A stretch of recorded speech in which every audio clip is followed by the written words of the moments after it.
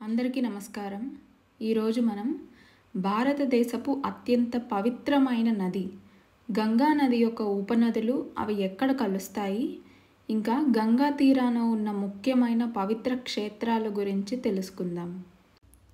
గంగా నది హిందూ మతంలో అత్యంత పవిత్రమైన నదిగా పరిగణించబడుతుంది.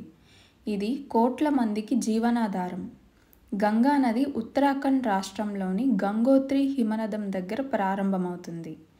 ఇక్కడ గంగా భాగీరథి నదిగా ప్రారంభమవుతుంది. తరువాత అలకనందా నదితో కలిసి గంగా నదిగా పిలువబడుతుంది.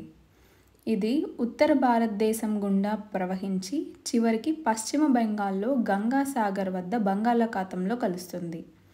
గంగా నదికి అనేక ఉపనదులు ఉన్నాయి.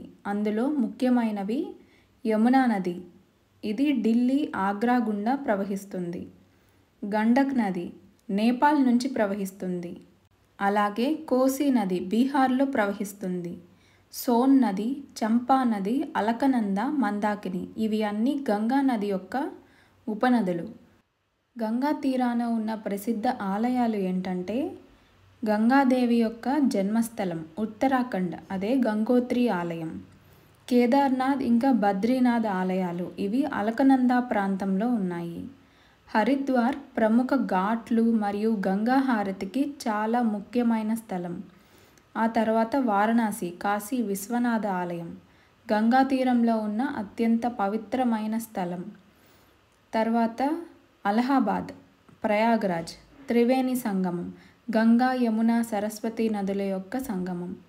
తర్వాత పాట్నా, బీహార్లో పాట్నాదేవి ఆలయం.